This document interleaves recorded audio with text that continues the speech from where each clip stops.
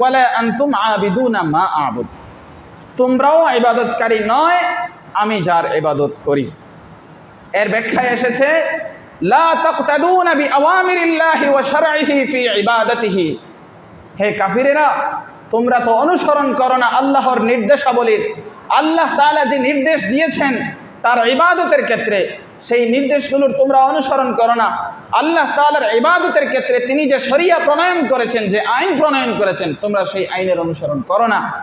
বাল ক্বাদ ইখতারাতুম শাইআন মিন তিলকাই আনফুসিকুম, বরং তোমরা নিজেদের থেকে নিজেরা কি করেছো? নতুন কিছু আবিষ্কার করেছো।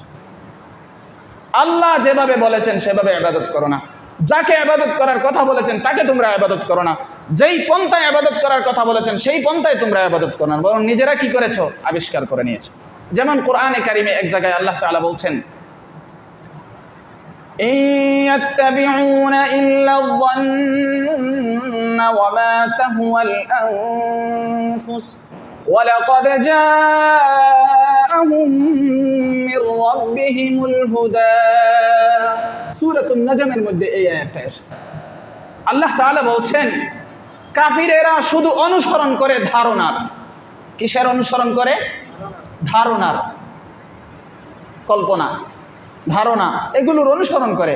ওয়ামা তাহওয়াল আনফুস, এবং তাদের মনের চাহিদার অনুসরণ করে, অন্য কিছুর নয়। নিজেদের ধারণা এবং মনের যে চাওয়া, মনে যখন যা চায় সেটার অনুসরণ করে, অন্য কিছুর অনুসরণ করে না। ওয়ালাকাদ জাআহুম মির রাব্বিহিমুল হুদা, অথচ তাদের কাছে তাদের রবের পক্ষ থেকে হেদায়েত অবশ্যই এসেছে। হেদায়েত আসার পরেও কি করে? ওরা তাদের মনের চাওয়া এবং তাদের ধারণার অনুসরণ করতে থাকে। অতএব নবীজিকে আল্লাহ তাআলা সূরাতুল কাফিরুন নাজিল করে নির্দেশ দিলেন যে হে মুহাম্মদ, যেহেতু এদের অবস্থা এরকমই, এরা এদের ধারণার অনুসরণ করে, এরা এদের কাল্পনিক চাহিদার অনুসরণ করে, মনের কুপ্রবৃত্তির অনুসরণ করে, তুমি যার ইবাদত করো ওরা তার ইবাদতকারী নয়। অতএব তোমার দায়িত্ব হলো যে প্রত্যেকটা কাজে তাদেরকে সম্পূর্ণভাবে এড়িয়ে চলবে এবং তাদের থেকে পরিপূর্ণভাবে সম্পর্কহীনতার ঘোষণা দেবে। এটা হলো তোমার কাজ। তোমার কাজ মানে মুহাম্মদ সাল্লাল্লাহু আলাইহি ওয়াসাল্লাম। এবং মুহাম্মদ সাল্লাল্লাহু আলাইহি ওয়াসাল্লামের কাজ যদি এটা হয় যে সমস্ত শিরক থেকে পরিপূর্ণরূপে সম্পর্কহীনতার ঘোষণা দিতে হয়, তাহলে আমরা তার উম্মত দাবি করলে আমাদের কাজটা কি? বলেন, আমাদের কাজটা কি? শিরক থেকে কি করতে হবে? পরিপূর্ণরূপে সম্পর্কহীনতার ঘোষণা দিতে হবে।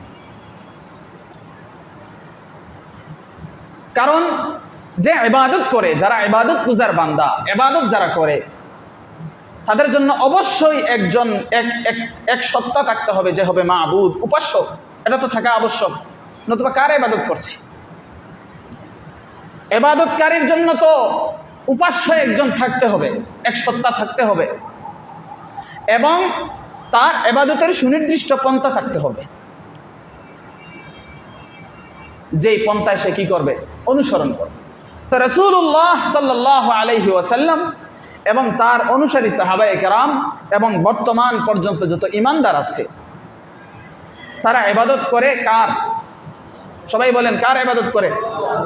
ইবাদতকারীর একজন মাবুদ লাগবে। আমাদের মাবুদ কে? আল্লাহ।